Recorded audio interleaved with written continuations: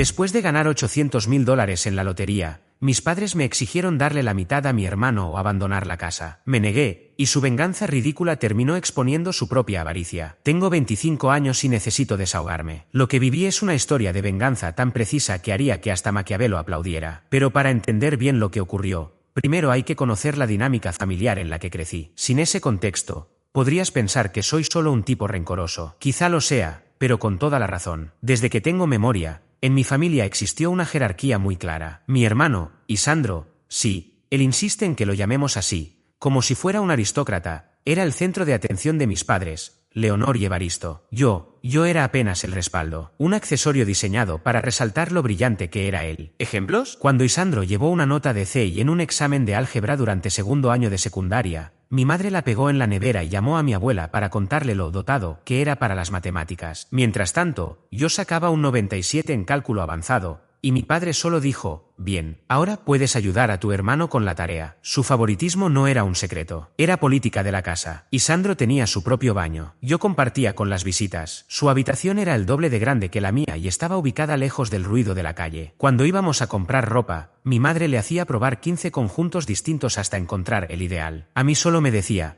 esto te queda bien, Breno, vámonos. Hasta las fotos familiares eran una declaración de prioridades. Isandro siempre aparecía en el centro, con la mejor iluminación y una sonrisa ensayada. Yo terminaba a un lado, a veces incluso recortado de las copias que mi madre enviaba a los parientes. A él le tomaban retratos profesionales para las fotos escolares. A mí, las fotos del paquete básico que ofrecía la escuela. Las navidades eran aún más evidentes. Isandro recibía consolas, ropa de marca y todo lo que estuviera de moda. Yo, útiles escolares genéricos y prendas de rebaja que rara vez eran de mi talla. Cuando preguntaba por qué Santa tenía preferencias tan obvias, mi madre respondía con su clásica frase culpabilizadora, deberías estar agradecido, Breno. No todos son tan afortunados como tu hermano. La gota que colmó el vaso fue cuando quise unirme al equipo de lucha libre en la secundaria. Por fin había encontrado algo que me apasionaba, una oportunidad para destacar por mí mismo. Pero la respuesta de mis padres fue directa. El equipo es caro, Breno. Búscate un pasatiempo que no implique gastos. Esto, apenas 3 meses después de que gastaran $2.800 en equipo de fútbol para Isandro, solo porque había dicho que le gustaría probarlo. Lo peor fue ver cómo Isandro abandonaba el fútbol 6 semanas después porque el entrenador era muy exigente. Todo ese equipo terminó acumulando polvo en el garaje mientras yo usaba ropa prestada que olía a sudor ajeno. Fue el entrenador Nivaldo quien me vio practicando movimientos aprendidos en internet y me ofreció equipo viejo que había pertenecido a exalumnos. Entré al equipo juvenil en segundo año.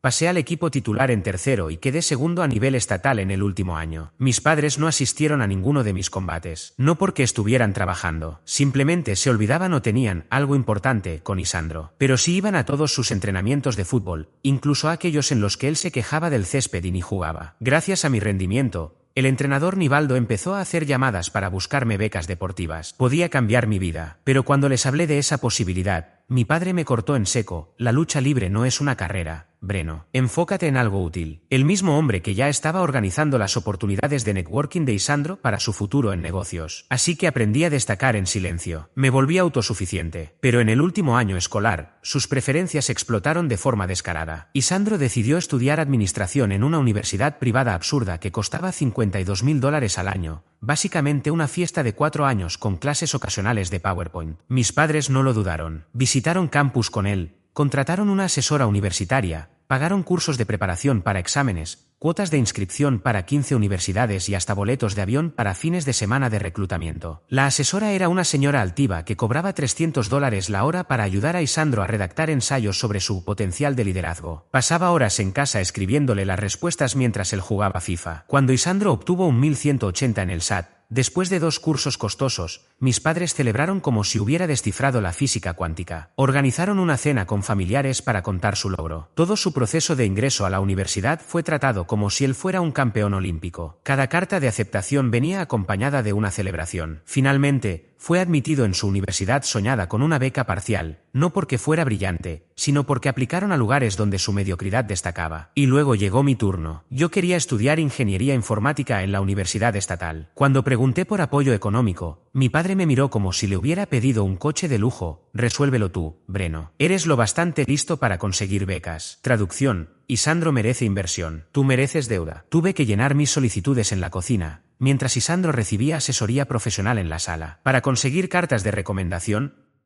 Fui yo mismo a buscarlas y hacer seguimiento. A pesar de todo, obtuve becas por mérito, 2 completas de universidades estatales y una parcial en un instituto técnico mejor valorado que la Universidad de Isandro. Pero como no necesitaba su dinero, mis logros fueron ignorados. No hubo cenas, ni llamadas de orgullo. Lo único que me dijo mi madre fue: siempre supimos que lo lograrías solo. Mientras Isandro vivía en un dormitorio de lujo y subía historias a Instagram desde viajes financiados por el fondo de emergencias de mis padres, yo trabajaba dobles turnos en la pizzería de Ulises, sobreviviendo a base de bebidas energéticas y perseverancia. Las cajas que recibíamos lo decían todo. Él obtenía paquetes semanales con sus golosinas favoritas, artículos de aseo y dinero escondido en tarjetas de felicitación. Yo ni siquiera recibía mensajes de texto preguntando si necesitaba algo. Recibía un mensaje de texto preguntando cómo iban mis clases, quizás 2 veces por semestre. A pesar de eso, me gradué con un promedio de 3.8, un título en ingeniería informática y una deuda estudiantil de $58,000. Mi hermano Isandro, por su parte, terminó la universidad con un promedio de 2.3, un título en administración de empresas que no servía ni como decoración, y sin deber un solo centavo. Después de graduarme, me vi obligado a regresar a casa porque los salarios iniciales en ingeniería apenas alcanzan cuando tienes que destinar $850 mensuales a pagar préstamos. Ahí fue cuando mis padres empezaron a mostrar su verdadera cara. Me exigieron pagar $650 al mes para vivir en mi antiguo cuarto de la infancia, mientras que Isandro regresó al suyo sin pagar un centavo. Cuando cuestioné esta evidente desigualdad, la respuesta de mi padre fue gloriosa: Isandro está explorando sus opciones profesionales. Tú ya tienes un ingreso estable. La exploración profesional de Isandro se prolongó por 14 meses, que consistieron básicamente en dormir hasta las 3 de la tarde y jugar FIFA con sus amigos universitarios, todos igual de perdidos. Pero aparentemente eso bastaba para merecer hospedaje y comida gratis, mientras yo pagaba lo equivalente a un alquiler por dormir en una cama de una plaza rodeado de pósters de Pokémon de mi infancia. El trato pasivo-agresivo era constante. Mi madre lavaba su ropa, le cocinaba sus platos favoritos, y luego me preguntaba por qué no contribuía más al hogar, ignorando que yo trabajaba 55 horas semanales y además les pagaba renta. Le limpiaba el cuarto a Isandro mientras se quejaba porque yo había dejado una taza en el fregadero. Vivir ahí se volvió una especie de guerra psicológica. Isandro ponía música a todo volumen hasta las 2 de la mañana, sabiendo que yo debía levantarme a las 6 para ir al trabajo. Cuando me quejaba, mis padres me decían que debía ser más comprensivo con su proceso creativo. Al parecer, en esas sesiones nocturnas de videojuegos estaba desarrollando un plan de negocios. El acceso a Internet era otra joya del favoritismo, y Sandro tenía la clave del Wi-Fi Premium, mientras que yo debía conformarme con la red básica, que se ralentizaba después de 10 GB. Pedí la contraseña principal y mi padre me dijo que ya estaba presupuestada para los usuarios actuales. Yo pagaba renta, pero ni siquiera podía navegar decentemente por Internet. A los 6 meses de esta absurda convivencia, Isandro anunció su gran idea revolucionaria: abrir una boutique de moda urbana llamada Urban Sello. Su propuesta era puro humo: iba a democratizar la moda de alta gama, haciéndola accesible para jóvenes con estilo. En otras palabras, comprar ropa barata por Internet y revenderla con un margen del 400%. Su plan de negocios consistía en vender ropa cool a jóvenes, sin investigación de mercado, sin análisis de la competencia y sin saber nada sobre gestión de inventario. Cuando mi padre le preguntó cuál era su público objetivo, respondió con total seriedad: cualquiera que quiera verse bien. El plan estaba escrito a mano en hojas de cuaderno, con puntos como conseguir influencers y hacer marketing viral, sin proyecciones financieras, sin estrategias reales, pero para mis padres era como si hubiera presentado el próximo InnovaCore. Vendieron parte de sus ahorros de jubilación, $43,000, sin pensarlo 2 veces. Pagaron el local, el inventario, la imagen de marca e incluso contrataron a sus excompañeros de fraternidad, todos desempleados. 8 meses antes, yo les había presentado una propuesta de negocio de consultoría tecnológica. Tenía clientes potenciales, un plan detallado y solo pedía $15,000. Su respuesta fue: eso suena muy arriesgado, Breno. Mejor quédate en tu trabajo estable. Mi propuesta incluía proyecciones reales, análisis de mercado,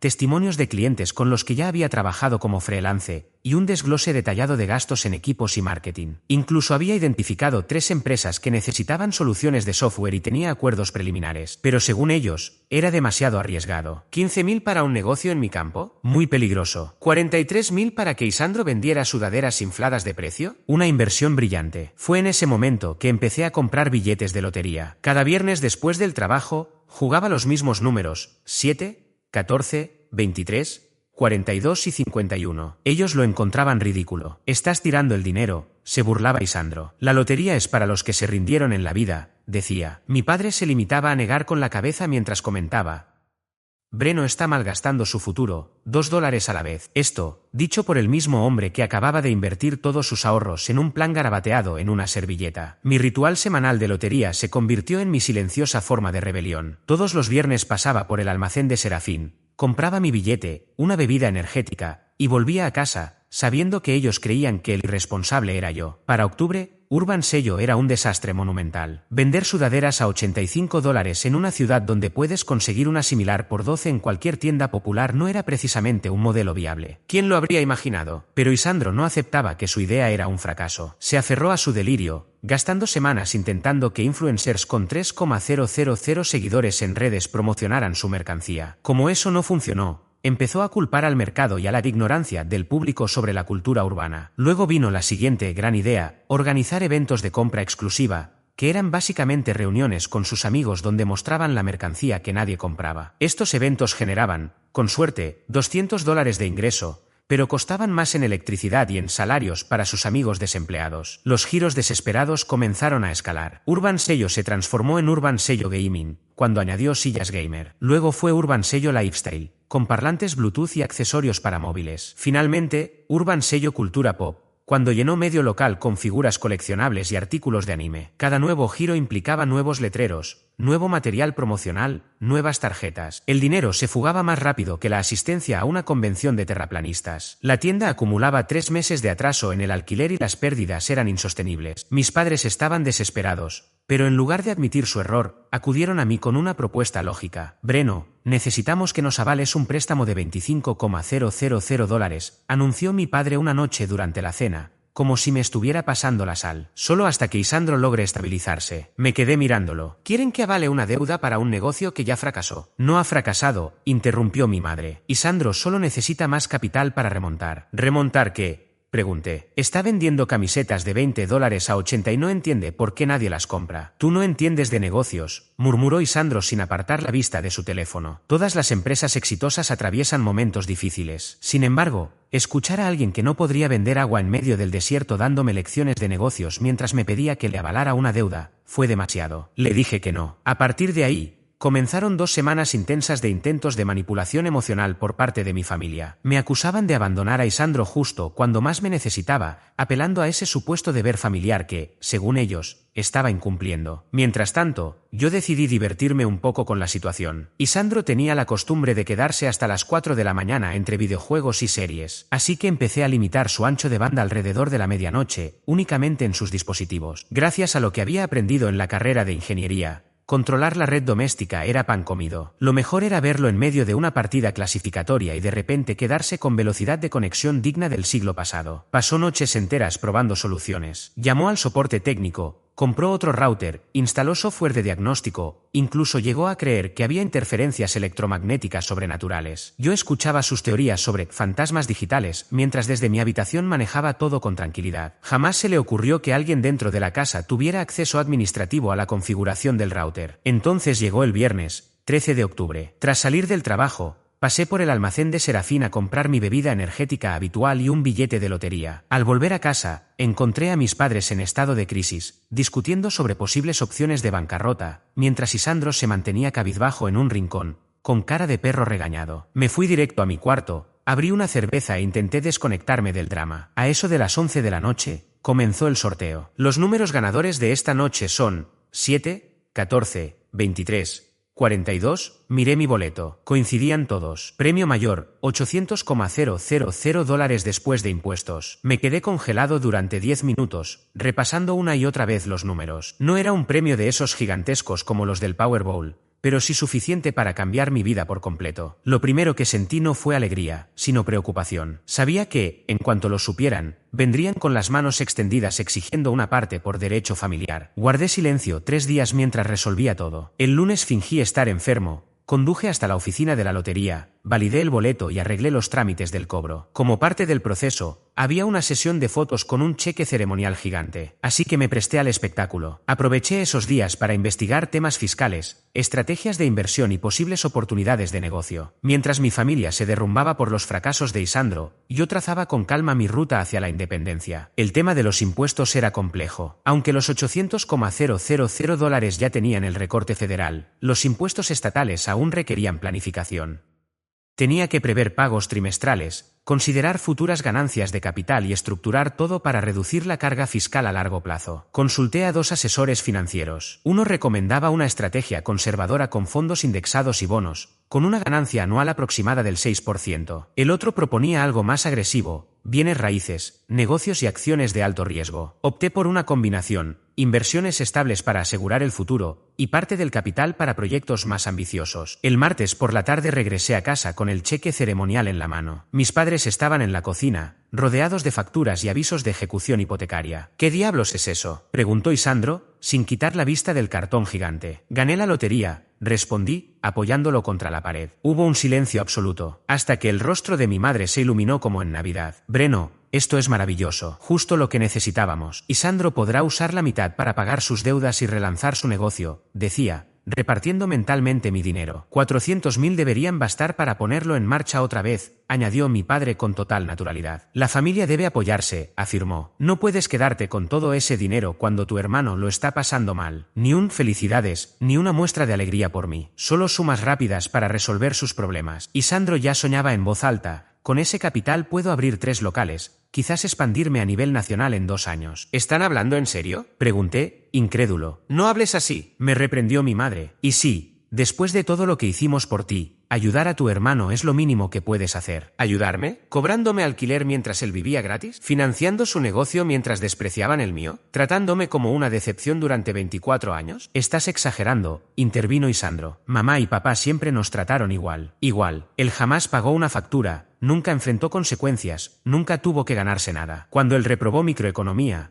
le contrataron un tutor. Cuando yo necesitaba equipo para mi proyecto final, me dijeron que me las arreglara solo. A él le financiaron su emprendimiento con los ahorros para la jubilación. Cuando yo propuse una consultoría con clientes reales, dijeron que era demasiado arriesgado. La discusión se tornó cada vez más intensa. 24 años de frustración explotaron en un solo momento. Cada favoritismo, cada doble estándar, cada vez que me dejaron de lado. Mis padres se defendían diciendo que hacían lo mejor que podían, que yo recordaba mal las cosas. Isandro siempre necesitó más apoyo, se justificó mi madre. Tú siempre fuiste muy independiente. Independiente porque no me dejaron otra opción, repliqué. Porque me dejaron claro que estaba solo. Eso no es cierto, dijo mi padre, alterado. Queremos a los dos por igual. Entonces, ¿por qué yo pagaba alquiler y él no? ¿Por qué su universidad la pagaron con su jubilación y la mía con préstamos? ¿Por qué fueron a todos sus entrenamientos de fútbol y nunca a mis combates de lucha? No supieron qué responder. Finalmente, mi padre se puso de pie, rojo de ira. Si no compartes el dinero con Isandro,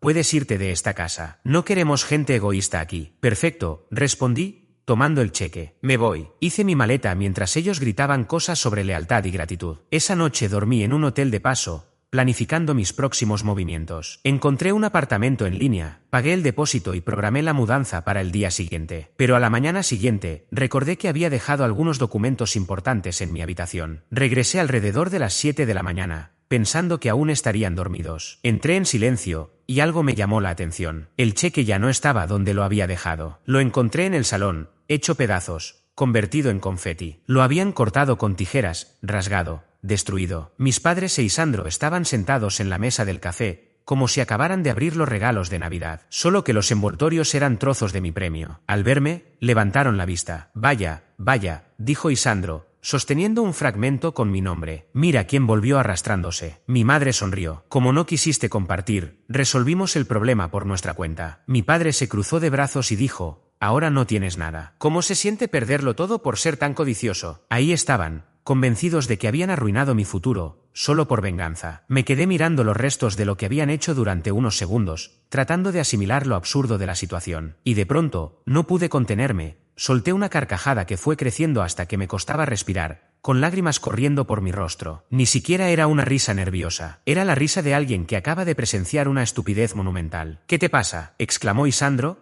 con el rostro encendido. Acabamos de destruir tu dinero de la lotería. Dios mío, alcancé a decir entre risas. No puedo creer lo ridículamente ingenuos que son. El silencio que llenó la sala fue inmediato. Ese cheque, dije señalando los pedazos esparcidos por el suelo, no tiene ningún valor. Es simbólico, una simple pieza para las fotos. El dinero real ya está en proceso de transferencia y debería llegar a mi cuenta hoy mismo. Fue como si les hubieran drenado la sangre. El color abandonó sus caras en un instante. ¿De verdad pensaban que me entregarían $800.000 en efectivo y que me mandaban a casa con eso como si nada? Continué, entre incrédulo y burlón. Por el amor de Dios, son más tontos de lo que imaginaba. Mi madre intentó disimular su reacción. Breno, espera, no entendimos bien. No, la interrumpí tajante. Entendieron perfectamente. Lo que hicieron fue intentar arruinarme por puro rencor, solo porque me negué a financiar otra de las ocurrencias fracasadas de Isandro. Han demostrado exactamente lo que valen para mí. Tomé mis papeles y me dirigí a la puerta. Breno, por favor, insistió mi madre. Podemos resolverlo. Ya lo resolvieron ustedes, le respondí sin detenerme. Gracias por facilitarme la decisión. Esa fue la última vez que hablé con ellos. El dinero entró en mi cuenta esa misma tarde. Y la primera persona a la que llamé fue mi mejor amigo, Tiago. Nos conocimos en la universidad y desde entonces fuimos inseparables. Fue testigo de todo lo que pasé con mi familia y desde el primer día supo que aquello no era normal. ¿En serio ganaste?, dijo al contestar. Esto es el karma actuando en su máxima expresión. Tiago tenía un empleo fijo en el área de desarrollo corporativo, ganaba lo suficiente, pero odiaba cada segundo de su rutina. Siempre fue el único que respaldó mis ideas de negocio, incluso cuando mi propia familia las rechazaba sin escucharme. Durante nuestras visitas en la universidad, vio con sus propios ojos el favoritismo con el que trataban a Isandro. Estuvo ahí cuando recibí las cartas de beca, celebramos con pizza mientras mis padres organizaban el tour privado por universidades costosas para mi hermano. Me vio trabajar jornadas triples para no tener que pedir préstamos, mientras Isandro recibía paquetes semanales y viajes pagados en primavera. ¿Te acuerdas de la consultora que querías montar?, le dije. ¿Y si vamos un paso más allá? ¿Y si fundamos nuestra propia empresa de software? La mayoría no comprende lo que realmente significa tener $800,000.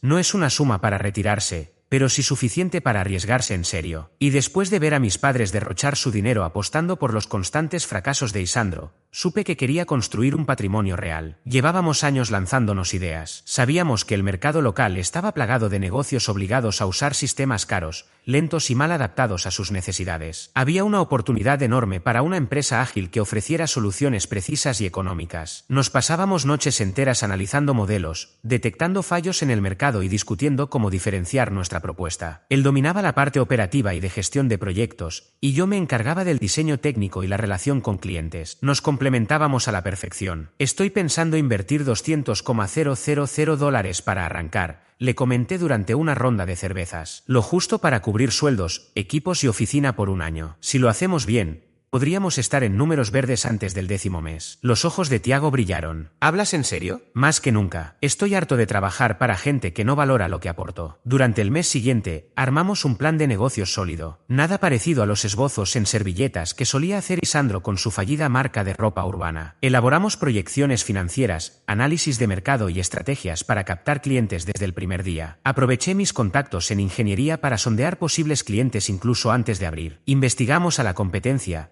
estimamos márgenes realistas, evaluamos diferentes escenarios y diseñamos soluciones específicas para 3 sectores: manufactura pequeña que requería sistemas de gestión de inventario, comercios minoristas necesitados de plataformas para fidelización de clientes y empresas de servicios que buscaban automatizar procesos. Cada segmento tenía requerimientos técnicos distintos, pero compartían un problema: no encontraban opciones personalizadas y accesibles. Nuestra investigación reveló que las compañías grandes eran demasiado caras para las pymes o demasiado rígidas para adaptarse. Era el nicho perfecto para una startup como la nuestra. El resto del dinero lo puse en inversiones seguras y en el pago inicial de una casa. No pensaba convertirme en otra historia de advertencia sobre ganadores de lotería arruinados. En febrero dimos el paso y lanzamos oficialmente InnovaCore, una empresa enfocada en desarrollo de software a medida para pequeñas y medianas empresas. Yo lideraba la parte técnica y de atención al cliente, y Tiago se encargaba de la operación y la supervisión de los proyectos. Alquilamos una oficina sencilla en el centro y nuestro primer cliente fue una cadena local de restaurantes que necesitaba mejorar su sistema de inventario. El software que usaban les hacía perder miles cada mes por no registrar el consumo en tiempo real. Les diseñamos una solución por $18,000 que les permitió ahorrar $6,000 mensuales desde el primer mes. El boca a boca hizo su trabajo. Nuestra manera de trabajar era muy distinta a la de la competencia. No vendíamos paquetes meses cargados de funciones innecesarias. Empezábamos con sesiones de descubrimiento a fondo para entender realmente lo que el cliente necesitaba. La mayoría de los negocios estaban gastando fortunas en sistemas que hacían 50 cosas mal, en lugar de 10 cosas bien. Nosotros apostamos por lo segundo. Y funcionó. Uno de los aprendizajes más valiosos que obtuvimos al trabajar con la cadena de restaurantes fue entender cómo comunicarnos efectivamente con clientes que dominaban su negocio, pero no la tecnología. Aquellos propietarios sabían todo sobre comida,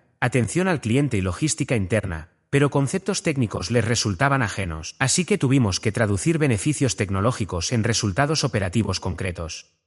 Era mucho más efectivo decir, este sistema reducirá el desperdicio de alimentos en un 30% que hablar de optimización de base de datos en tiempo real para el seguimiento de inventario. En el 6º mes nos llegó un contrato inesperado con una empresa de manufactura que necesitaba digitalizar todo su sistema de gestión de procesos. Ese proyecto, que terminó generando $85,000, nos posicionó como referentes serios dentro del mercado regional. Su operación anterior funcionaba con 5 plataformas distintas que no se conectaban entre sí. Los empleados repetían los mismos datos en varios sistemas, lo que provocaba errores constantes y una gran ineficiencia. Diseñamos una solución integral que unificó todo en una sola plataforma, con controles de acceso por rol. Los supervisores podían ajustar los cronogramas de producción, lo que automáticamente impactaba en los plazos de envío y las proyecciones financieras. Además, los datos de control de calidad se incorporaban directamente a los indicadores de producción, sin necesidad de carga manual. La implementación duró 3 meses y requirió una colaboración constante,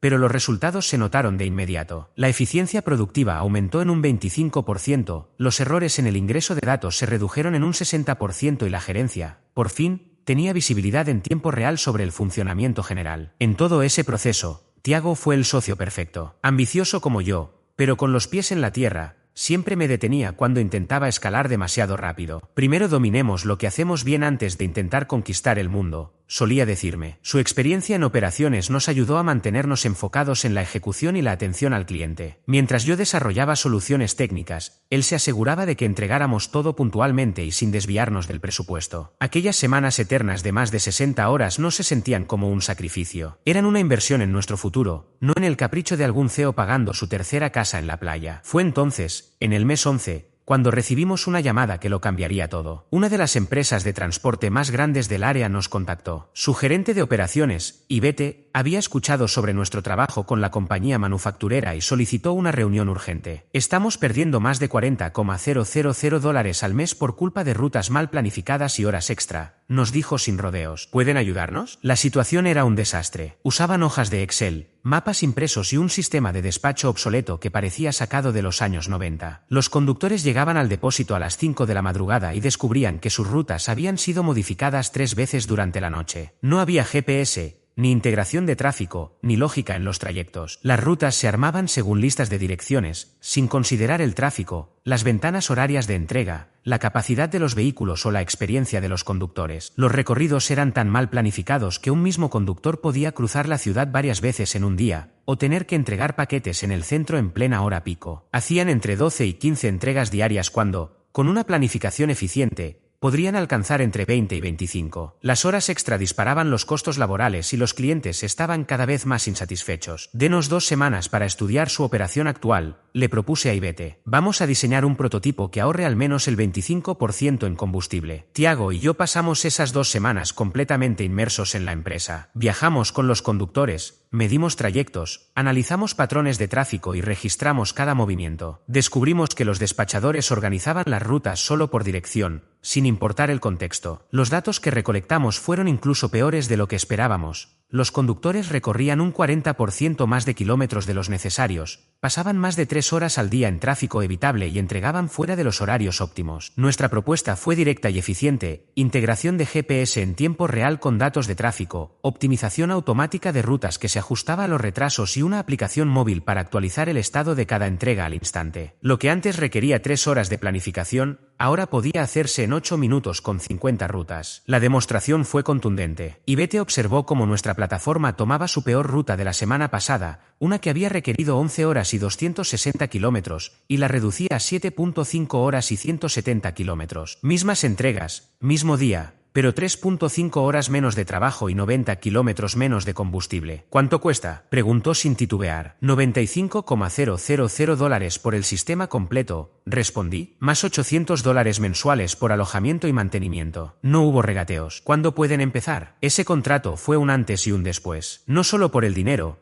que superaba lo que habíamos facturado en los primeros 8 meses juntos, sino por el prestigio. Esa empresa de transporte era ampliamente reconocida en la región, y una vez que se corrió la voz de que habíamos transformado por completo su operación, las llamadas no pararon de llegar. La implementación nos llevó 2 meses de jornadas extenuantes de 80 horas, pero cuando el sistema se puso en marcha, los resultados hablaron por sí solos. Redujeron sus costos de combustible en un 32%, bajaron el pago de horas extra en un 38% y mejoraron un 28% la puntualidad de las entregas. Y Bete nos envió una botella de champán con una nota breve, pero contundente. Acaban de salvar mi empleo y mi matrimonio. Por fin podía regresar a casa antes de las 9 de la noche. Había terminado el primer año con una facturación de $285,000 y lo mejor, el negocio era ya rentable. Habíamos contratado a 2 desarrolladores junior, nos habíamos mudado a una oficina más grande y los clientes llegaban por recomendación, señal clara de que apreciaban nuestro trabajo. 18 meses después, InnovaCore era exactamente lo que había imaginado. Estábamos generando $950,000 al año.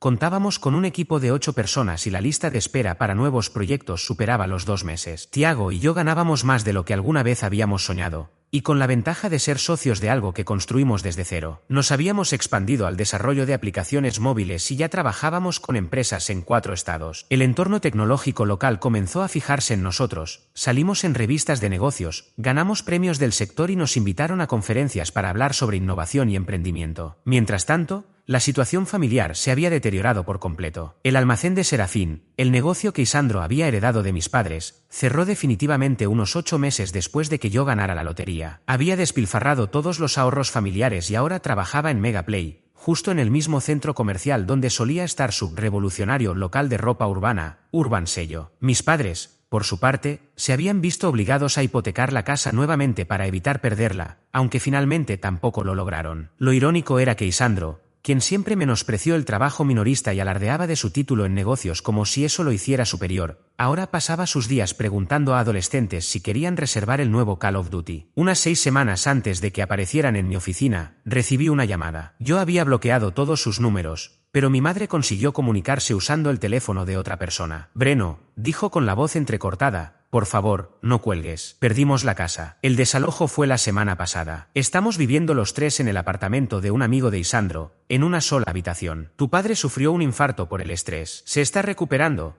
pero los gastos médicos, todo aquello estaba diseñado para activar en mí el viejo mecanismo de culpa que ellos mismos habían cultivado durante 24 años. Me habló de errores, de arrepentimiento, de que al final seguíamos siendo familia. Por unos segundos, lo admito, sentí ese tirón emocional. Pero enseguida recordé las veces que me cobraban alquiler mientras Isandro vivía gratis. Recordé el día en que destrozaron el cheque ceremonial creyendo que era el verdadero premio de lotería. Recordé sus caras, llenas de desprecio y envidia. Ustedes tomaron una decisión hace 2 años, le respondí, sereno. Y ahora vienen a pedirme que los rescate de las consecuencias de esa elección. Pero somos tus padres, insistió ella. No, la interrumpí. Los padres apoyan a sus hijos, celebran sus logros. Ustedes son solo personas con las que comparto ADN. Colgué y bloqueé también ese número. Pensé que había quedado claro, pero me equivoqué. Una tarde, mientras revisaba las proyecciones del trimestre, mi asistente me interrumpió por el intercomunicador. Hay una familia aquí, sin cita previa. Dicen ser tus padres y tu hermano. Miré por el ventanal de mi oficina y allí estaban, en la recepción. Mis padres lucían envejecidos, abatidos. Isandro parecía haber envejecido 5 años en uno solo. Observaban el lugar con una mezcla de asombro y resentimiento. Hazlos pasar, le indiqué a mi asistente. Entraron como si se presentaran ante un juez, con la mirada baja y los hombros tensos. Por primera vez en mi vida, vi a mis padres intimidados frente a mí. Breno, empezó mi madre, nerviosa. Tu oficina es impresionante. Me recosté en la silla y no respondí. Dejé que el silencio hiciera su trabajo. Hemos oído hablar mucho de ti, añadió mi padre. Estamos orgullosos de lo que has conseguido. ¿De verdad? Pregunté sin ocultar el sarcasmo. Necesitamos ayuda, Breno. Perdimos la casa. Isandro no consigue trabajo estable. Cometimos errores, pero seguimos siendo una familia. ¿Familia? Repetí, saboreando la palabra. La misma familia que me cobraba por vivir en mi propia casa mientras Isandro tenía todo gratis. La misma que quiso arruinarme porque no les di la mitad de lo que gané. ¿Esa familia? Nos equivocamos, dijo rápidamente mi padre. Lo entendemos ahora. Has construido algo impresionante. Quizás podríamos colaborar. Isandro podría encargarse de las ventas. Levanté la mano para detenerlo. Déjame entender esto bien. Cuando al fin tuve una oportunidad, ustedes intentaron destruirla. Ahora que su favorito fracasó y yo superé todas sus expectativas, vienen a pedirme favores. No es eso, protestó mi madre. Es exactamente eso, afirmé, poniéndome de pie. Esto es lo que va a pasar. Van a salir de mi oficina y no van a volver a buscarme. Si aparecen aquí o en mi casa, llamaré a la policía. Cuando llegaron a la puerta, Isandro se giró. Has cambiado mucho, Breno. Sonreí. Sí, dejé de conformarme con sobras y empecé a exigirme el banquete completo. La mejor decisión de mi vida. Y para mí, fue el cierre perfecto. A la mañana siguiente, fui al concesionario de BMW y me compré un M5 nuevo, blanco alpino,